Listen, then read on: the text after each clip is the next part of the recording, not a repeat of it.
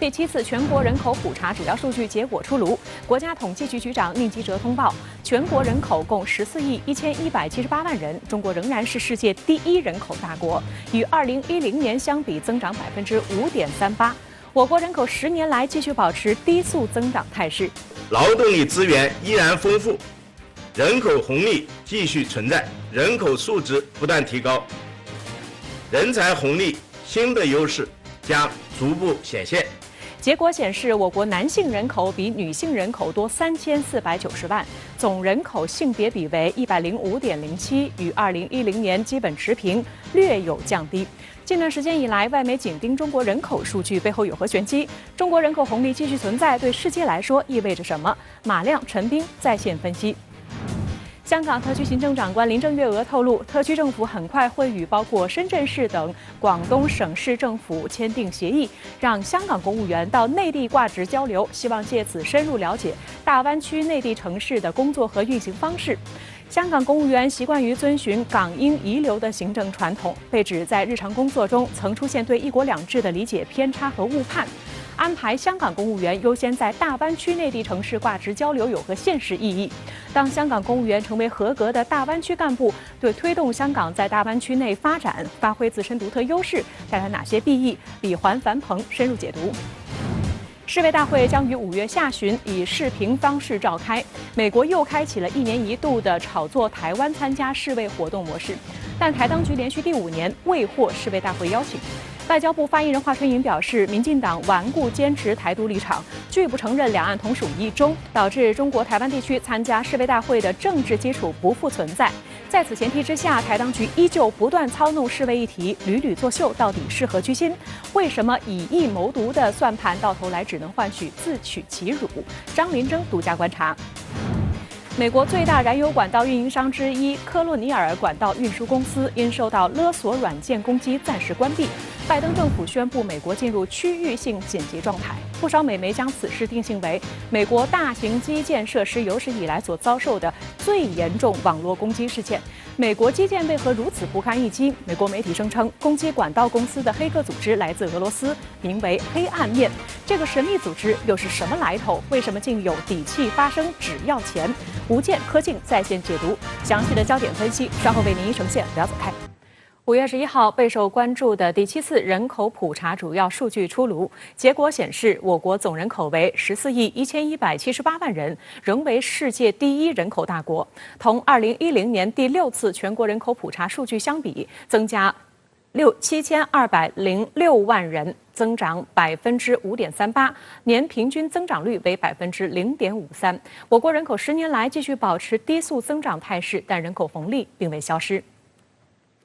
中国在1949年后共进行过6次全国人口普查，分别在1953年、1964年、1982年、1990年、2000年和2010年。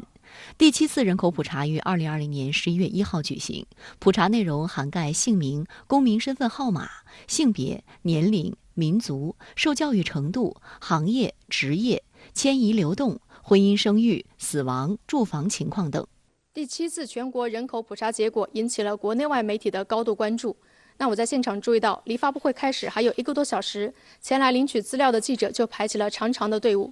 毫无疑问，此次普查结果将是观察中国国情的一个重要切口。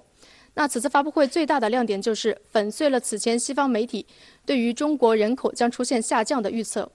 国家统计局局长宁吉喆介绍，我国人口总数超过了14亿，中国依然是世界第1人口大国。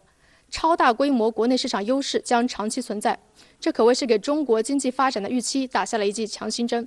同时，我也注意到一老一小人口比重双双上升，前者既是挑战也是机遇，后者体现了2孩政策的积极成效，也是中国发展的潜力。深圳卫视记者梳理发现，从人口总量上看，虽然我国人口总量增速放缓，但仍然保持了平稳增长。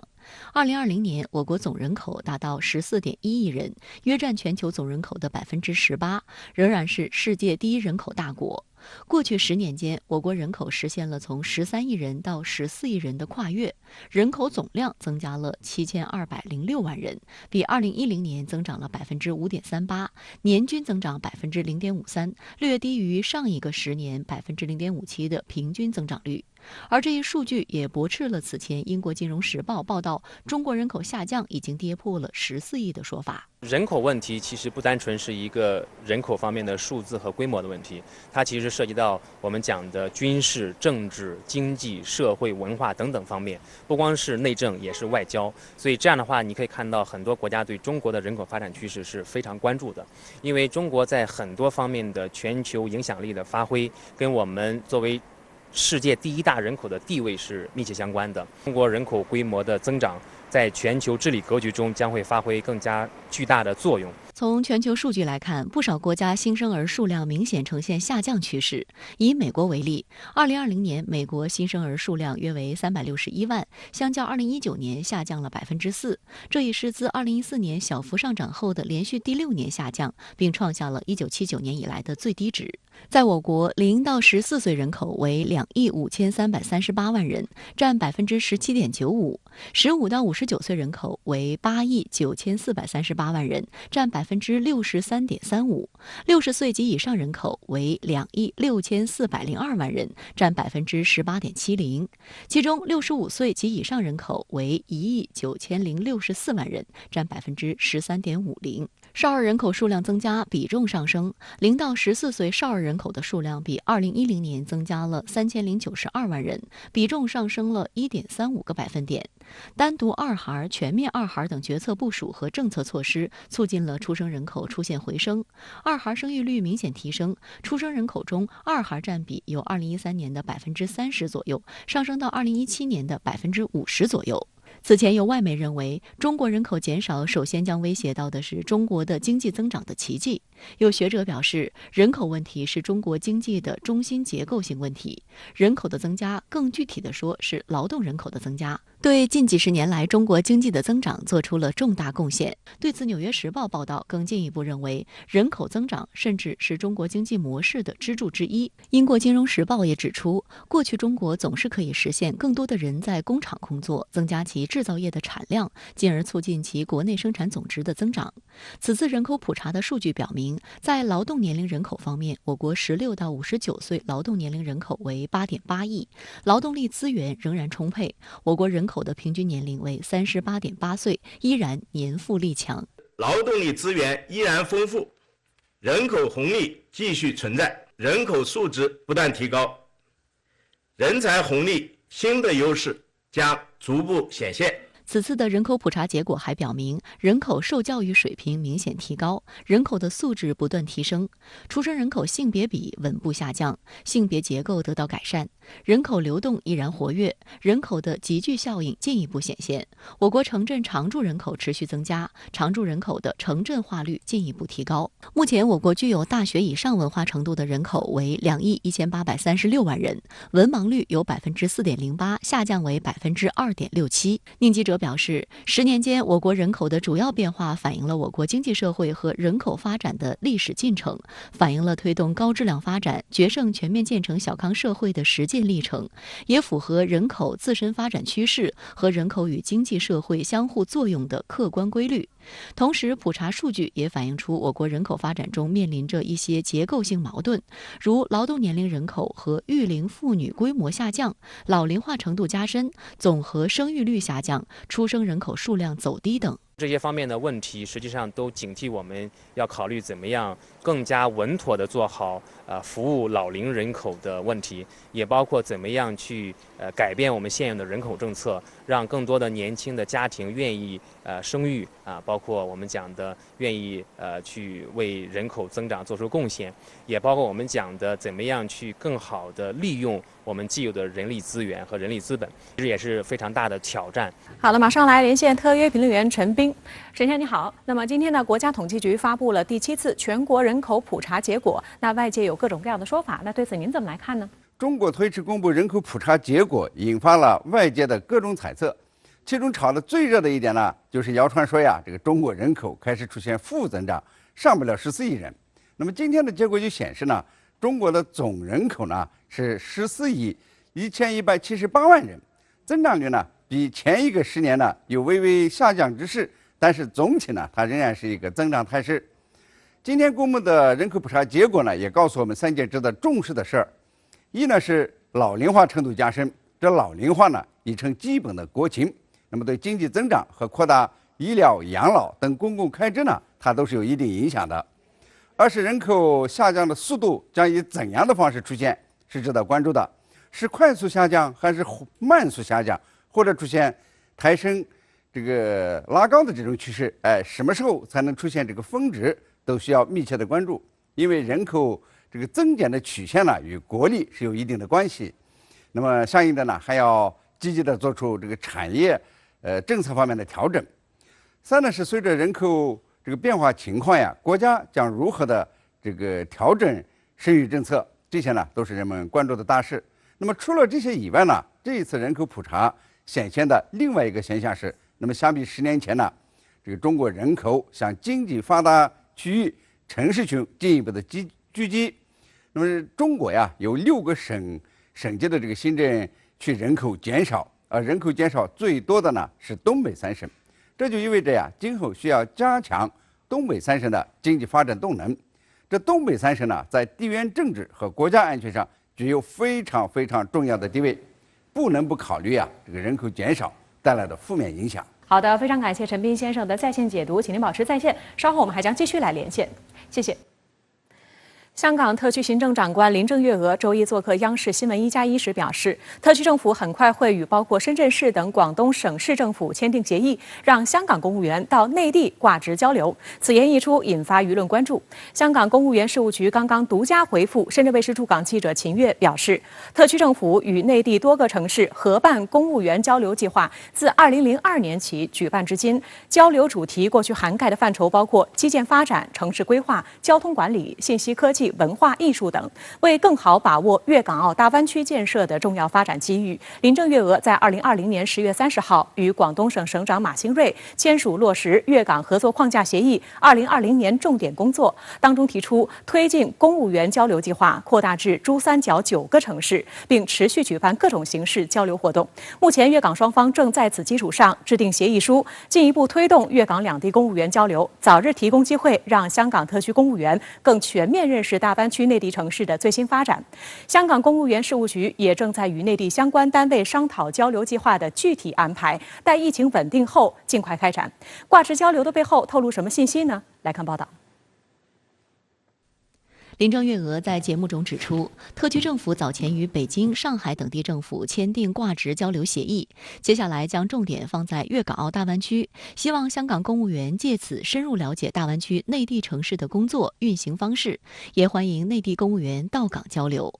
跨地区挂职是干部培养的常见形式。依据《中国公务员法》第69条中规定的公务员交流制度，时间从几个月到3年不等，期满后仍回原单位。多数是机关部门干部到基层、艰苦边远地区和复杂环境挂职，目的是帮助不同地区领域的公务员对国家的行政层级、治理状况、行政文化、危机管理经验有更完整而多层次的理解。在这方面，内地已有较完善的安排和经验，但香港一直比较欠缺。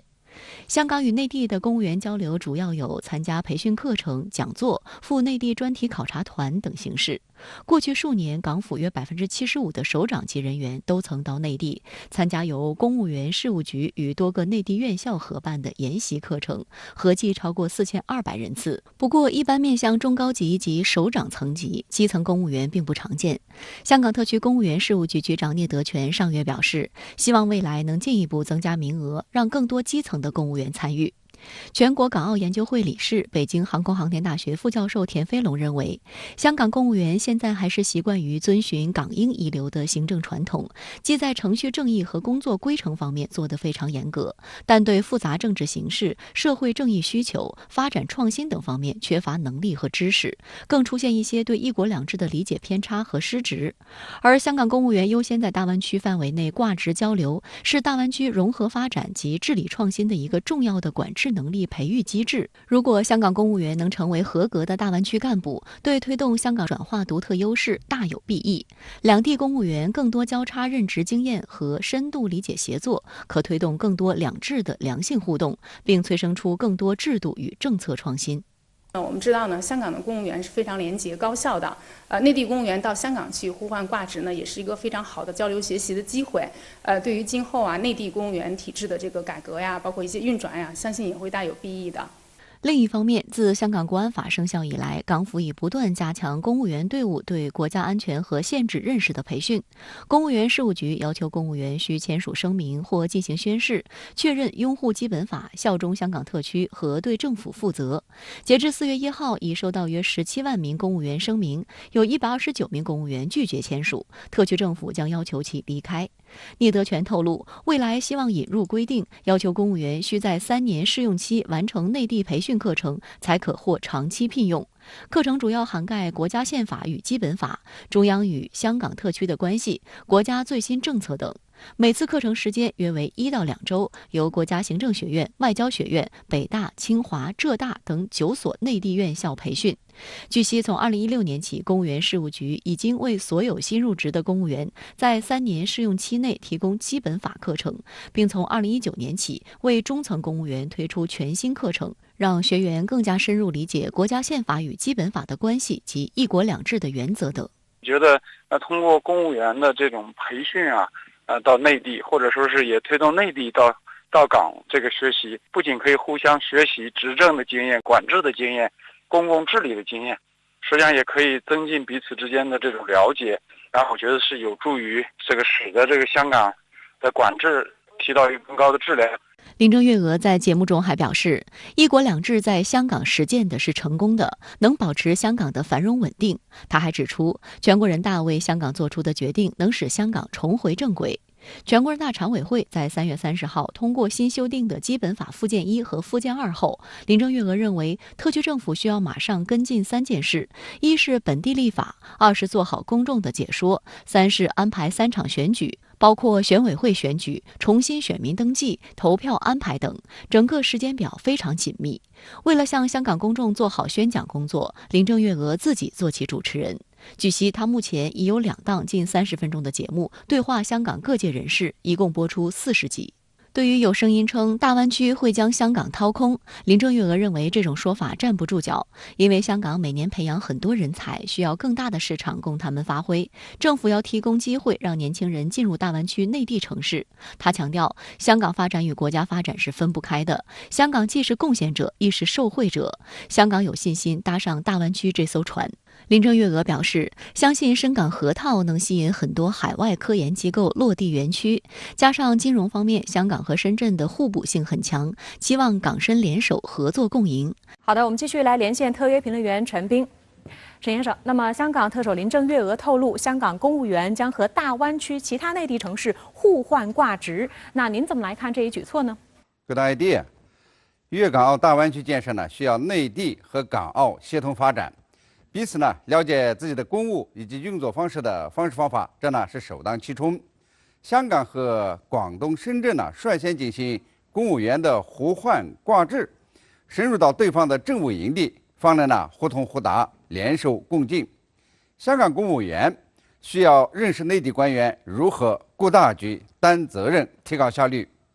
内地公务员呢需要学习香港公务员讲法治、守廉洁、追求专业。也只有身临其境交换挂职，才能够误导真经，并且呢为粤港澳大湾区的发展呢提出建设性意见，相互的促进和融合。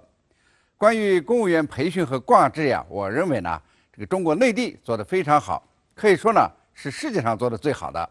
不仅呢有跨城的挂职，而且呢有境外受训。从1996年起呢，这个中国呀就派这个厅局级的高官呀到哈佛大学的肯尼迪政府学院受训。后来呢，设立了专门的高级培训项目，平均每年呢，这个为中国培训呢这个60名高级官员。那么重点学习呢公共管理的最新理论和工作方法，包括呢像税制改革呀、公共产品的提供方式与运行机制。那么政府组织如何呢垂直化的向扁平化改进？如何呢这个进行高度量化的经济可行性分析等等。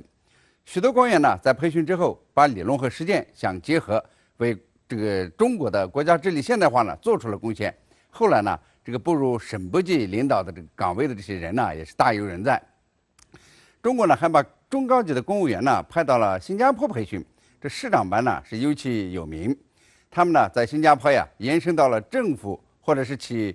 他的公共职能部门的各个领域。你比如说呢，城市规划、这个环境管理、金融服务、教育、医疗、社会保障职能部门等等。那么中国呢发展呀之所以迅速，那么除了科技进步以外，更重要的呢是社会管理的法治化和政府管理的现代化。而具有国际视野和高科学素质的这个公务员队伍呢，也是发挥了极其重要的作用。如果呢仍然坚持鸵鸟政策，不愿意走出去看看的人或者是政府，那是很难有进步的。那么现在呢，这个粤港澳大湾区建设呢是国家战略，内地和港澳呢不仅要深度的融合，而且呢要在中国领土内呢打造这个全球经济的新心脏。所以说呢，这个粤港公务员的这个互换挂职，就是大湾区深度融合的重要一步。也只有彼此的深入到家，粤港澳大湾区的各项事业呢才会好说好商量，才会快速的推进。我呢要为这个香港特区政府呢要大大点一个赞。好的，非常感谢陈先生在线来和我们分享您的观点，谢谢。世卫大会将于5月下旬以视频方式召开。美国又开启1年1度的炒作台湾参加世卫活动模式，但台湾连续第5年没有获得世卫大会邀请。与特朗普不同，拜登政府这一次将皮球踢给了世卫组织总干事谭德赛。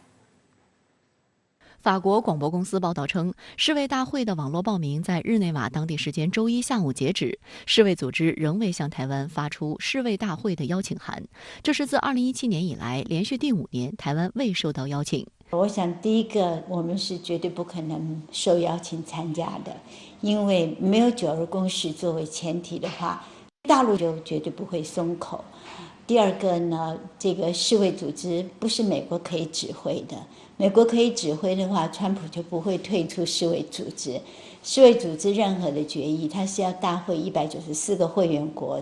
投票赞成的。那请问你，美国加上它的欧洲这些盟国，加上就算是亚洲的日本啊这些，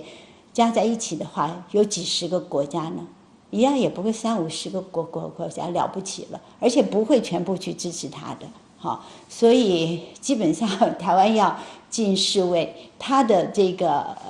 开门的密码就是9·2共识，不要的话那就算了，你就不要去，不指望着去了，美国施压没用。在周二的外交部例行记者会上，外交部发言人华春莹就此事回应称，台湾地区参与国际组织，包括世卫组织活动，必须按照一个中国原则处理。2016年，民进党上台以来，顽固坚持台独立场，拒不承认两岸同属一个中国，导致中国台湾地区参加世卫大会的政治基础不复存在。台湾地区无法参加世卫大会的局面是民进党当局造成的，民进党当局对此心知肚明。民进党当局炒作所谓参加世卫大会问题，真实的目的是以疫谋独，我们对此坚决反对。事实已经反复的证明，一个中国原则是国际社会大势所趋、民心所向。民进党当局的图谋绝不会得逞。我们奉劝民进党当局停止借疫情搞政治操弄，不要再自取其辱。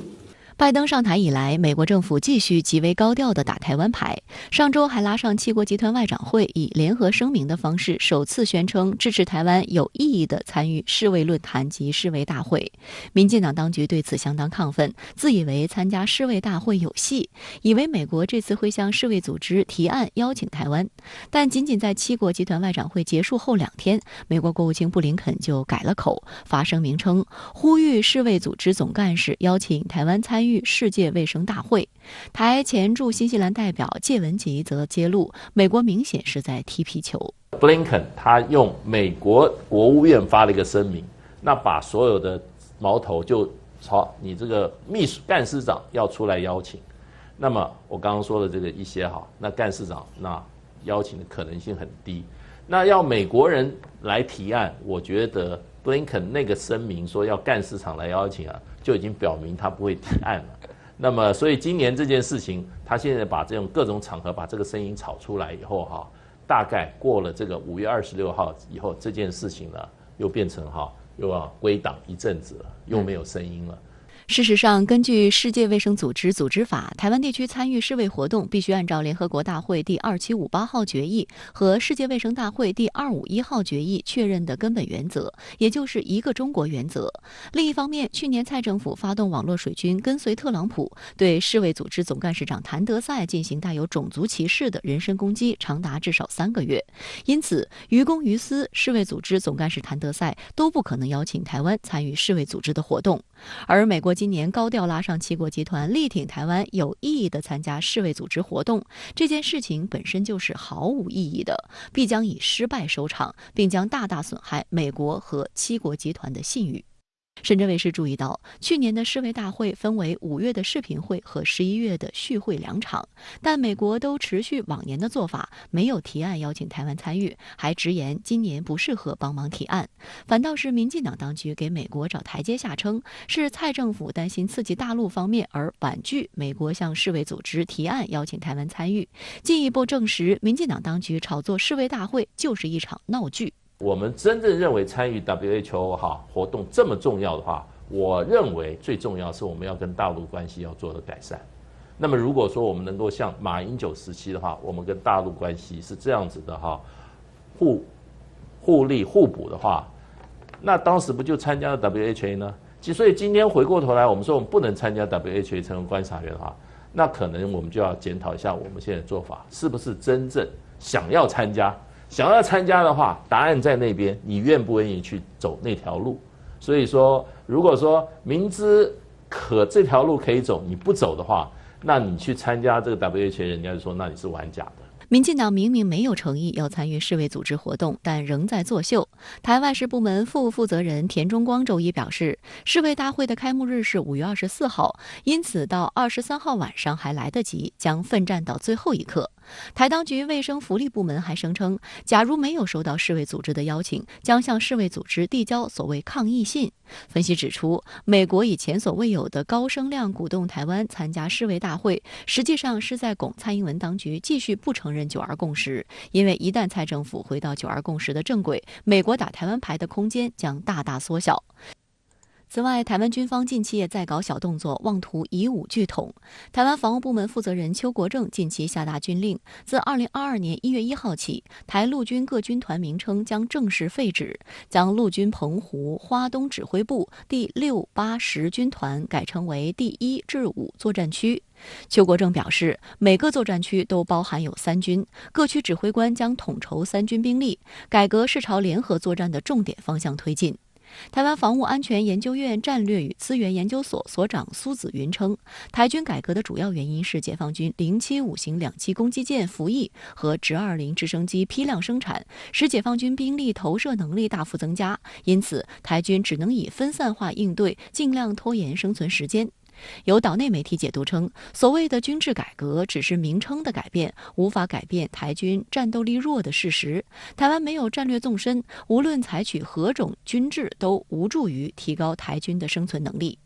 改革军制实际上是民进党一贯推行的去中国化的政治操弄，因为军团制是国民党当局迁至台湾时遗留的最后一个来自大陆的军制，民进党一向都看不顺眼。台当局前陆委会特任副主委张显耀指出，在两岸关系紧绷的时候进行军制的改革，其实是民进党抓住了无足轻重、画错重点的次要问题，强化了民进党当局独化的倾向。周一，台立法部门还就中美冲突加剧下的台海情势发展进行专题讨论。台防务部门副负责人张哲平声称，美国以多边方式持续推动自由开放的印太战略，台湾对美国来说至关重要。针对英国经济学人杂志近期称台湾是地球最危险地区，张哲平则声称，台军将持续秉持不引发争端、不升高冲突的原则，妥善应处，并加强台湾人的防卫意志，将联合友盟遏阻大陆军事冒进。我觉得大概没有任何一个国家敢在台湾爆发军事冲突的时候介入台湾。不管你讲盟友，我们没有盟友。你讲友盟，搞不清楚友盟是什么。但是事实上，我们可以猜得出来，他讲的所谓友盟，其实就是美国跟日本嘛。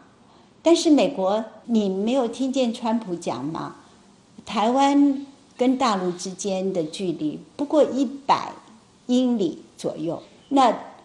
从夏威夷到台湾呢，就有5000英里。你要从美国本土到台湾呢，有8000英里。所以川普时代就讲了，在西太平洋这一部分地区的话，美国要跟这个中国要是真的发生军事冲突，美国一点便宜都占不到。至于日本早就缩到他的乌龟壳里头去了，他绝对不会出头的。美国绝对不会为台湾出兵的啦，所以他怎么讲都是说，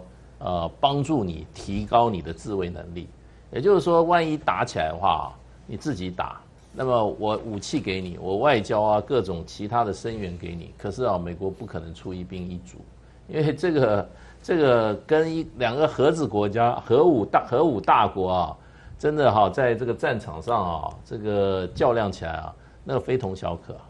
那问题就变成就是说，对大陆来讲的话，它是无可选择嘛，这是对大陆来讲是核心利益嘛，国家的核心利益嘛。那么所谓牵涉到领土完整嘛。那对美国来讲，这牵涉什么利益？对不对？他对台湾也没有任何这种条约的承诺过去有，他把它撕毁了嘛。那他过去也背弃过台湾对不对？在关键时刻很多次，对很多次还有一些人，这个我们就说什么现在情势一片大好，什么美国也有一些越来越支持日本什么欧盟都支持。我觉得那有点太自己感觉良好。那我们从国际政治的任何理论来推敲的话，美国其实是在切割。美国最大燃油管道运营商之一科洛尼尔管道运输公司因受到勒索软件攻击暂时关闭。拜登政府宣布美国进入区域性紧急状态，不少美媒将此事定性为美国大型基建设施有史以来所遭受的最严重网络攻击事件。美国基建为何如此不堪一击？美国媒体声称，攻击管道公司的黑客组织来自俄罗斯，名为黑暗面。这个神秘组织又是什么来头？为什么竟有底气发声只要钱？吴健、柯静在线解读。把视线转向美国，美国最大燃油管道运营商之一科洛尼尔管道运输公司因受到勒索软件的攻击，于当地时间上周五暂时关闭。为防止能源供应短缺，拜登政府于上周日宣布美国进入区域性的紧急状态。不少美媒将此事定性为美国大型基建设施有史以来所遭受的最为严重的网络攻击事件。那美国基建为何如此不堪一击？事件的发起者黑暗面又是什么来头？来看报道。The Federal Bureau of Investigation has determined Colonial's network was infected by ransomware, and it's a criminal act, obviously. We have efforts underway with the FBI and DOJ, Department of Justice, to disrupt and prosecute ransomware criminals. 美国最大燃油管道公司科洛尼尔管道运输公司上周五遭遇勒索软件攻击，被迫关闭其美国东部沿海各州供油的关键燃油网络。这一事件惊动了正在戴维营休假的美国总统拜登，白宫成立了一个跨部门工作小组，在上周末就这起黑客事件举行会议，并持续向拜登通报情况。周日，白宫宣布美国17个州和华盛顿特区进入紧急状态。科洛尼尔管道运输公司预计最迟将在本周末让其燃油输送系统大体上恢复运作。而美国联邦调查局周一确认，一个名为黑暗面的俄罗斯黑客组织对科洛尼尔管道运输公司的网络遭到攻击负有责任。拜登周一表示，美国政府非常重视这起事件，美国联邦调查局、国土安全部、国防部均在继续对此次黑客攻击进行调查，政府部门也在加紧努力改善网络安全问题，加强对跨国犯罪的防御。FBI released details of the attack, so others can take steps to prevent being infected. My administration takes this very seriously. 被勒索软件攻击的科洛尼尔管道运输公司是一家私人公司，每天可从墨西哥湾地区向纽约港及纽约各主要机场输送汽油、柴油、航空燃油等约250万桶，其中美国东海岸近一半燃油供应依赖于此。其系统的关闭意味着美国东部的输油大动脉被切断。美国消费者新闻与商业频道披露，受此影响，美国航空公司不得不调整一些航线和为长途航班增加停靠站。达美航空则表示，正在寻找其他燃料供应商，但运营没有受到影响。西南航空公司也正在向包括纳什维尔国际机场在内的机场运送额外的燃料。这个就是反映出来，关键基础设施对一个国家政治、经济、国防、国家安全，还包括整个社会的一个非常重要的一个影响，它覆盖范围非常的大。对于民众这个生活，还包括美国国家的这个经济的话，确实会造成一定的影响，暴露了美国就是关键基础设施的一个脆弱性。因为美国的关键基础设施很多都是控制在私人企业的手里面。那这件事情发生之后的话，政府在旁边只能提供一些建议，因为整个的这样的一个运营都是由私营企业去从事的。彭博社报道称，这场针对燃油能源系统的侵扰来得格外不合时宜。当前正值夏季，且美国也正在减轻出行限制，各能源公司正需要加大供应力度。不少媒体注意到，针对美国能源体系的网络攻击正逐渐常态化，充分暴露出一些大基建在网络安全层面的脆弱性。美国商务部长雷蒙多表示，恢复管道运营是拜登政府的重中之重。白宫一名高级国家安全官员表示，美国情报部门正在调查实施攻击的黑客是否与俄罗斯政府或其他国家有联系。有美媒就在报道中声称，攻击科洛尼尔管道运输公司的黑客组织保护自己同语种的人。There's a whole range of different hostile activity being undertaken by this broad group known as DarkSide. It's not clear exactly who they are or exactly where they are, Joe, but the idea is that because they're protecting, so to speak, their own neighborhood, that is the former Soviet bloc countries, and targeting English-speaking countries, you do get a sense of maybe who's behind all this. FBI 称，黑暗面基地据信位于俄罗斯或东欧。该组织的勒索软件以键盘不使用前苏联各加盟共和国语言的电脑为攻击目标。不过，拜登表示，到目前为止没有证据表明俄罗斯参与了这起攻击事件，但他们对处理此事负有一定责任。拜登还表示，自己会与普京谈谈此事。俄罗斯晨报周一则以再次将过错归咎于俄罗斯为题报道称，美国媒体声称攻击管道公司的黑客组织来自俄罗斯，可能又为美国制裁俄罗斯提供了借口。俄罗斯网民讽刺称，无论美国发生什么坏事，都是俄罗斯特工所为。看来俄罗斯特工真是无所不能。值得玩味的是，去年底，美媒宣称美国遭遇了一场史上最严重的外国黑客攻击。美国农业部下属的联邦薪资机构国家财务中心也是受黑客攻击的组织之一。美国同样将幕后主使指向俄罗斯。而据美国《纽约时报》当时的报道，作为报复，美国准备发起一系列针对俄罗斯网络的秘密行动，并辅以经济制裁。当时外界普遍认为，美国是以去年底的黑客攻击事件为由，对俄采取秘密网络袭击和制裁行动。而美国前总统特朗普2019年在接受采访时曾公开承认，于2018年中期选举时允许相关部门对俄罗斯发动网络攻击。今年3月，我们还知道，就是美国家安全事务助理沙利文还指出，如果说俄罗斯呢继续是对美国实施这样的一个网络攻击行为上不收敛的话，那么美国可能在接下来几周之内就要对俄罗斯实施这样的一个制裁和报复，那么也认为很可能会实施这样的一种秘密的这个网络攻击。所以就是这样的一个事情一旦发生的话，那确实就很容易从这个阴谋论的角度上面来说，就把这个俄罗斯给扯进来，认为他们有前科，也有这样的一个动机去实施这样的一个攻击行为。负责网络事务的美国副国家安全顾问安妮·纽伯格则对媒体透露，美国联邦调查局早从去年10月起就一直在追踪黑暗面。对于政府是否会建议科洛尼尔管道运输公司向黑客支付赎金，纽伯格表示，这是私营公司的决定，政府行政部门没有就此提供建议。外界注意到，黑暗面成立于2010年，该组织号称劫富济贫，甚至向用户发布行为准则，以规定哪些目标可以攻击，诸如政府机构、学校、医院等属于禁止攻击对象，鼓励攻击英语国家的盈利公司。此外，该组织还会将赎金中的一部分拿出来做慈善。黑暗面承认，至今他们已经袭击了80多家欧美企业，从中勒索了数百万美元。目前，黑暗面没有在其网站上提及此次对输油管道的攻击。周一，以该团体名义发布的一份声明宣称，我们的目的是要钱，并不想制造社会问题。声明中没有直接点名科洛尼尔管道运输公司。声明还提到，该组织是非政治性的，观察人士不需要把我们与任何特定的政府联系起来。好，相关的话题马上来连线特约评论员吴健。吴先你好。那么，自从上周4管理系统被黑后，美国最大油气管道科洛尼尔已经瘫痪近1周，美国宣布进入区域性紧急状态。黑客组织黑暗面竟然公开发声明扬言只要钱，那您对事件如何来看？那么，美国基础设施安全是否存在巨大漏洞呢？这让我回忆起17年想哭勒索软件的事。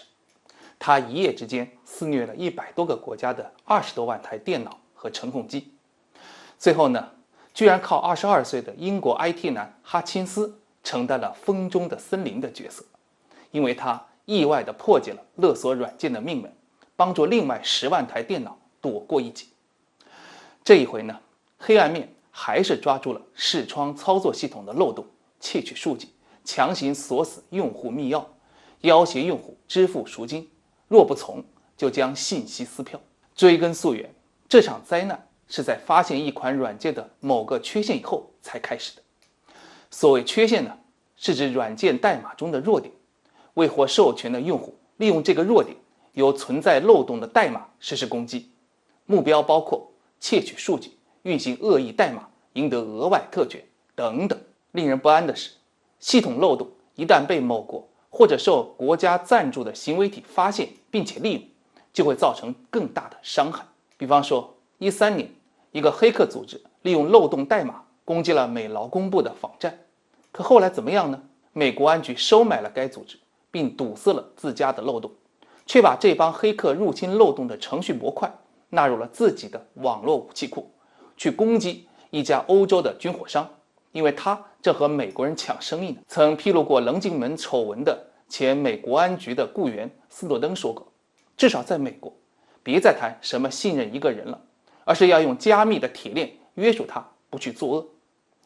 事实上，今天克罗尼尔管道灾难，如果追根溯源，黑暗面这个自发组织这么强大，主要在于现代暗网技术的发达和失控，而这就是美国出于一己之私所放出的潘多拉猛兽。那您能否为我们来解释一下什么是暗网，为什么跟美国扯上关系呢？顾名思义，暗网是支持加密隐藏地址的网络。现代暗网有独特的软件，方便用户使用分布式的网络，让隐藏的主机难以被追溯。目前最为黑客乃至情报机关所接受的暗网就是洋葱路由浏览器。它最初是美国海军的研究机构和 NGO 自由港合作弄出来的，目的是创造易配置、易躲藏的分布式匿名网络，供特战部队或者线人使用。具体而言，它是当作免费服务来提供的，便于用户突破政府网络审查，不受限制的访问非法信息。10年前，它干脆被美中情局用来制造阿拉伯世界的颜色革命。像叙利亚内战的前夜，得到美国暗助的反对派用洋葱路由交流信息，让反政府运动迅速蔓延，而这些传播者呢，又都没有因 IP 泄露而受到缉捕。从目前透露的信息看，今天绑架克罗尼尔管道的黑客明显也借用了洋葱路由的隐蔽性，通过一系列中间服务器到达网址，而网络中不断转发的信息呢，都环绕着层层密码，每个信息包只有经回路中的相应节点才能顺序剥离，而且某一中间节点只能解密一层加密，无法继续访问下一层的数据。这样一来，拦截并破译黑客信息密码就极端困难了。总之，暗网出笼的目的就是避开现有网址，形成稳定的核心资料库，继而用于军事和政治目的。由于被开发国家乃至恶意行为体的滥用，它对整个世界的负面效应正被放大。正如当年参与洋葱路由开发的工程师所说，我们的本意是照亮黑暗，结果却创造了黑暗。好的，非常感谢吴健先生的在线解读。南海战略态势感知计划平台日前在推特上发文称，一艘国籍为挪威的神秘民用船只长时间在台湾周边海域逗留，似乎正在执行某种隐蔽性的任务。分析人士表示，此前美国利用民用船只以及民间公司的船只去执行军事任务有过很多先例。该船只据推测很可能是一艘间谍船，代替美军对大陆执行特殊任务。此外，美军将于5月中下旬部署2款顶级无人侦察机到日本空军基地，被指也是用于升级对华监视侦察行动。南海战略态势感知计划发推文表示，这艘名为大峡谷2号的船只似乎和石油服务供应商螺旋能源相关，而且和美军有千丝万缕的联系。推文称，其中最直接明了的联系是今年3月初，该船只曾从关岛抵达横须贺，帮助运送坠毁的海鹰 MH-60S 舰载直升机。2020年1月25号，这架直升机从蓝岭号指挥舰起飞后，坠入冲绳以东92海里处的深海。2021年3月17号，美军从水下19075英尺处的海底成功打捞起这架直升机。同时，这则推文配发的图片显示，近1个月时间，该船只一直在台湾附近活动，航迹可疑。从2020年底开始，该船先后在台中、日本长崎、高雄和日本的横须贺停留。值得注意的是，美国海军在长崎和横须贺都有军港。有分析指，从船只航迹来看，长时间在台湾周边海域逗留，以及和美军有过直接合作等特征，推测该船只很大可能是艘间谍船，被美军雇佣，代替美军执行特殊任务。实际上，美国利用民用船只执行军事任务有过很多先例。这艘神秘的船只在台湾周边的海域不断徘徊，有可能是辅助美国海军进行调查和情报搜集，可能是美国海军的一个外包公司为美军提供一些外围支援。分析指，由于这种大型货轮航速比较慢，不太可能执行准军事的任务，所以最大可能是扮演辅助性的角色。首先，它可以在敏感海域执行侦察、监听的任务，搜集周边的无线电信号，也可能会向海中投放探测设备进行水文数据的调查，甚至不排除船上安装有声纳系统，针对周边潜艇活动情况进行调查，或是声纹数据的搜集。此外，这艘神秘船只也可能是有军事属性的秘密基地。一些情报人员，包括突击队员，可以利用民用的船只进行运输，或在海上执行秘密行动。在国际的航道上啊，这个民船它往往就是航行的时候，特别是接近一些国家的这个领海的时候，不会引起人们的注意。因为如果你是军船的话，比如说无论是这个水面的舰艇啊，比如大的这个航空母舰，小的还是护卫舰啊，那都会引起对方的注意，因为你是军船。那么民船在执行任务的时候呢，或者是说它在航行的时候呢，通常比如说运货运人是执行这样的事情，那它的航线呢基本上是走下来，不会来来回回的在一个区域里边兜圈子啊，这个是反常的，而只有侦察的船只才会出现这样的情况。与在海上雇佣民船伪装成间谍船相类似。根据南海战略态势感知计划此前的消息，美军曾雇佣防务公司对华实施空中抵近侦察。比如2020年3月31号，美国特纳克斯航空航天公司将一架庞巴迪 C-1604 海上监视飞机部署至冲绳加手纳基地。2021年3月17号结束部署，返回美国本土。1年时间内，共对华实施了不少于250次的抵近侦察。